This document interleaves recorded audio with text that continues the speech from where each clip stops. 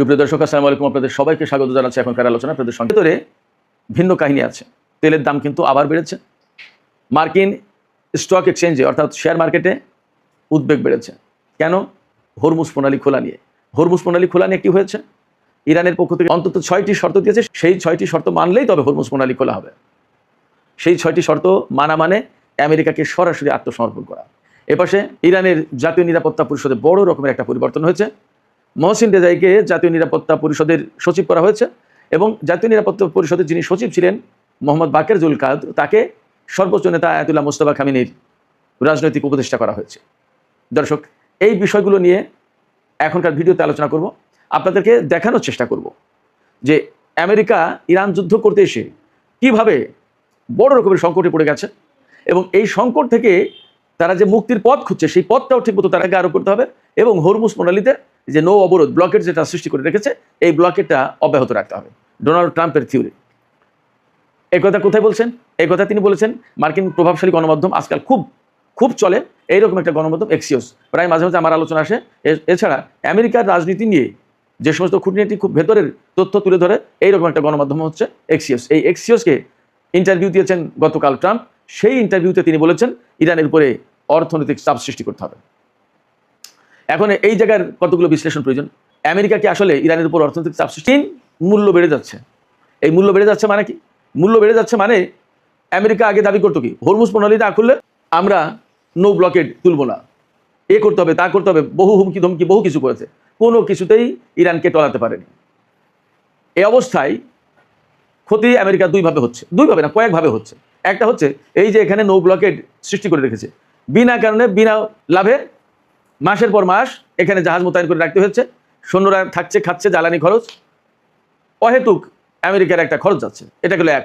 দুই হচ্ছে যে এই সমস্ত সেনা জাহাজ এই কন্ট্রোল থাকবেই এবং হরমুজ প্রণালী বিনা শর্তে খুলে দেওয়া হবে না। শর্তগুলো কি? ওই যে প্রথমেই ইরানকে অপমান অপদস্থ করা যাবে না, ইনসাল্ট করে কথা বলা যাবে না, ইরানের যে সমস্ত জাতীয় এবং ধর্মীয় মূল্যবোধ আছে সেগুলোকে মানতে হবে, ইরানের উপর থেকে নিষেধাজ্ঞা প্রত্যাহার করতে হবে, নো ব্লকেট তুলে নিতে হবে, তারপরে অত্র অঞ্চলে মার্কিন সেনা সমস্ত সবকিছু সরিয়ে নিতে হবে, ইরানের যে সমস্ত সম্পদ বিদেশে আটকা আছে একদম বিনা শর্তে সেগুলো মুক্তি দিতে হবে। এরকম 6টা শর্ত, এগুলো আমেরিকাকে মেনে নিতে হবে যদি হরমুজ খুলতে হয়। এবং হরমুজ খুললেই যে ইসরায়েল এবং আমেরিকা একদম গড়ের মাটির মতো ব্যবহার করবে, যে জাহাজ যখন খুশি তখন আনে, জাহাজ যখন খুশি তখন নিয়ে যাবে, নট দ্যাট। আদৌ আমেরিকা এবং ইসরায়েলের জন্য এই হরমুজ প্রণালী খোলা হবে কিনা সেটা প্রশ্ন। জোর করে খুলতে গেলেই যুদ্ধ করবে কিনা সেই সিদ্ধান্ত আমেরিকা।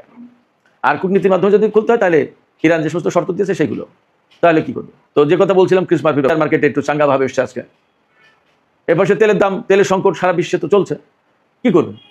শুধু তাই না, যেখানে যুদ্ধের আগে প্রতিদিন গড় পড়তা 130টি জাহাজ চলতো হরমুজ প্রণালী দিয়ে, সেখানে এখন এই যে 4, 5, 6 এই 3 দিনের আগস্টের 4 তারিখ 5 তারিখ 6 তারিখে আগস্টের যে জাহাজ চলাচলের হিসাব দিয়েছে তাতে 8টা থেকে 15টা গড় পড়তা এই 3 দিনে জাহাজ চলেছে। কোনোদিন 8টা, কোনোদিন 9টা, কোনোদিন 15টা, এরকম জাহাজ চলাচলের পরিমাণ কমে গেছে। কত? যেমন তেলের জাহাজ কম যাচ্ছে তেমনি সার, আদা বিভিন্ন ধরনের প্রোডাক্ট যাওয়া আসা করে, সবই তো কমে গেছে। তাহলে কি পরিস্থিতি? হরমুজ প্রণালী কেন্দ্রিক যে বাণিজ্য, টোটাল একটা বিরাট ভলিউমের বাণিজ্য, সেই বাণিজ্য তো একদম স্থবির হয়ে পড়েছে। তাই সেই বাণিজ্য স্থবির হওয়া মানে কি? বিশ্বের বিরাট একটা অর্থনৈতিক অংশ স্থবিরতার ভিতরে পড়েছে। তার প্রভাব কি আমেরিকার উপর পড়বে না?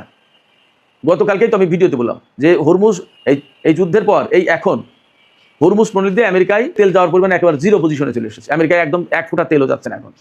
পৃথিবীতে 2টো দেশের হাতে রোবোটিক সার্জন আছে, আরো 2-2.5 বছর 3 বছর আগের কথা, বা আরো একটু বেশি হবে। সেই রোবোটিক সার্জন আমেরিকার হাতে আছে আর ইরানের হাতে আছে, এবং ফ্যাক্ট হচ্ছে আমেরিকার হাতে যেটা আছে তার চেয়ে বেশি সফল হলো ইরানের হাতে যেটা আছে। এটা মেডিকেল সায়েন্সের একটা প্রসঙ্গ বললাম। এইডসের, ক্যান্সারের, জটিল জটিল রোগের ওষুধ তৈরি করছে ইরান। তো তাদের মেডিকেল সায়েন্স, ইঞ্জিনিয়ারিং থেকে শুরু করে মহাকাশ গবেষণা, এই যে ক্ষেপণাস্ত্র প্রজেক্ট, রকেট সিস্টেম, এই সমস্তগুলো কি চালানো 2-1 লোকের কাজ নাকি 2-1 টাকার কাজ? অর্থাৎ আমি বলতে চাইছি আমেরিকা, পশ্চিমা দেশগুলো এইরকমভাবে নিষেধাজ্ঞা দিয়ে রাখার পরেও তো ইরান এই কাজগুলো করতে পেরেছে। তাহলে নতুন করে নিষেধাজ্ঞা দিয়ে আপনি ইরানকে কি করে আটকাবেন? সেক্ষেত্রে ইরানের সাথে যদি আপনি বন্ধুত্ব না করেন বা ইরান যদি আপনার সাথে বন্ধুত্ব না করে, তাহলেও অন্তত আপনারা দূরে দূরে থাকেন। যুদ্ধ, কনফ্রন্টেশন এবং এই যে অর্থনৈতিক চাপ, নিষেধাজ্ঞা, এইগুলোর দিকে কি লাভ হবে না?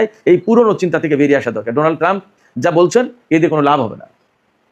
তাকে যদি কেউ সৎ পরামর্শ দেওয়ার মতো লোক থাকে তাহলে তাদের উচিত ডোনাল্ড ট্রাম্পকে বোঝানো যে ইরানকে আমরা গত 47 বছর ধরে ঠেকাতে পারিনি, দয়া করে এখন আর তার সাথে ওই যুদ্ধ ঝঞ্ঝাট করে লাভ নেই, তার মতো সে থাকুক, আমরা আমাদের মতো থাকি, যার যার অবস্থানে ভালো থাকা যাবে।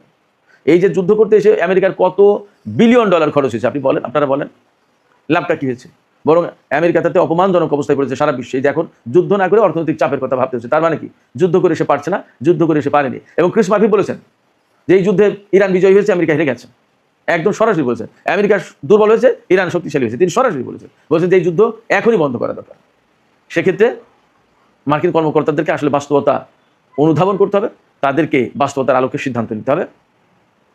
কারোর প্ররোচনায় ইরানের সাথে যুদ্ধ করে লাভ হবে না। সুপ্রিয় দর্শক, আর একটা বিষয়, গুরুত্বপূর্ণ একটা ছোট্ট বিষয় আলোচনা করে আমি শেষ করবো এখনকার আলোচনা। সেটা হচ্ছে যে ইরানের আইআরজিসির সাবেক commander major general Mohsin Rezaei, যিনি সর্বোচ্চ নেতার সামরিক উপদেষ্টা ছিলেন, তিনি এখন ইরানের সর্বোচ্চ জাতীয় নিরাপত্তা পরিষদের সচিব। খুবই গুরুত্বপূর্ণ। অর্থাৎ এই যে যুদ্ধ বিগ্রহ নিরাপত্তা সংক্রান্ত যত ব্যাপার এই পরিষদ সব হ্যান্ডেল করে। তার সচিব হিসেবে তাকে নিয়োগ দেওয়া হয়েছে গতকাল। সর্বোচ্চ নেতা তাকে বলেছেন তাকে নিয়োগ দেওয়া হোক, প্রেসিডেন্ট তাকে নিয়োগ দিয়েছেন। আর এই অন্তর্বর্তীকালীন যিনি সচিব হিসেবে দায়িত্ব পালন করছিলেন মোহাম্মদ বাকের জুলকাদ, তাকে সর্বোচ্চ নেতার রাজনৈতিক উপদেষ্টা করা হয়েছে। তিনিও আইআরজিসি লোক। তো মহসিন রেজাই ইরান ইরাক যখন 8 বছর যুদ্ধ হয়েছে তখন কিন্তু তিনি আইআরজিসির কমান্ডার ছিলেন। খুবই গুরুত্বপূর্ণ রোল প্লে করেছেন এবং সারা জীবন তিনি ইরানের অর্থনৈতিক, রাজনৈতিক, সামরিক বিভিন্ন অঙ্গনে কাজ করেছেন। খুব গুরুত্বপূর্ণ পজিশনে দায়িত্ব পালন করেছেন। এই পর্যায়ে তাকে এখানে এনে যেমন দায়িত্ব পালনের ব্যবস্থা করে দেওয়া হলো, আরও গুরুত্বপূর্ণ দায়িত্ব পালনের ব্যবস্থা করা হলো, তেমনি তার উপরে আস্থা রাখা হলো এবং তাকে আমার কাছে মনে হয় যে একটা সম্মান দেখানো হলো। এটাও ঠিক। তার যে অবদান, সেই অবদানের আরও বেশি সর্বোচ্চ স্বীকৃতি দেওয়া হলো সম্ভবত। দেখা যাক মহসিন রেজাইর নেতৃত্বে ইরানের জাতীয় সর্বোচ্চ নিরাপত্তা পরিষদ আরও কত সুন্দরভাবে কাজ করতে পারে। আমরা সেই অপেক্ষায় থাকলাম। সুপ্রিয় দর্শক, আলোচনা এখানে শেষ করতে চাই। আলোচনা শেষের আগে আপনাদের মতামত জানতে চাই যে এই যে ক্রিস মার্ফি বললেন যে আমেরিকা হেরে গেছে, ইরান জিতে গেছে এবং নিষেধাজ্ঞা দিয়ে কোনো কিছু করে লাভ হবে না, বরং তার সাথে যুদ্ধ বন্ধ করা আজকেই উচিত। কারণ তাতে আমেরিকা প্রতিদিন দুর্বল হচ্ছে এবং প্রতিদিন শক্তিশালী হচ্ছে ইরান। ডোনাল্ড ট্রাম্পও কিন্তু ইরানের উপরে হামলা না চালানোর কথা বলছেন। তিনি বলছেন হামলা না চালিয়ে ইরানের উপরে অর্থনৈতিক চাপ সৃষ্টি করতে হবে, সেটাই কার্যকর হবে বেশি। এই যে হামলা না চালানোর কথা ডেমোক্র্যাট দল থেকে এবং রিপাবলিকান দল থেকে, ট্রাম্প রিপাবলিকান দলের, ক্রিস মার্ফি ডেমোক্র্যাট দলের, দুই পক্ষ থেকে আসো। তার মানে কি যুদ্ধ কি খুব শিগগিরই বন্ধ হতে যাচ্ছে? আপনাদের কি মনে হয়? সুপ্রিয় দর্শক, আপনাদের মতামত জানিয়ে লিখতে পারেন। আর ভিডিও ভালো লাগলে আবারও বলি লাইক, কমেন্ট, শেয়ার করবেন এবং চ্যানেলটি সাবস্ক্রাইব করে সাথেই থাকবেন। দর্শক, আপনাদের সবাইকে অনেক অনেক ধন্যবাদ। আল্লাহ হাফেজ।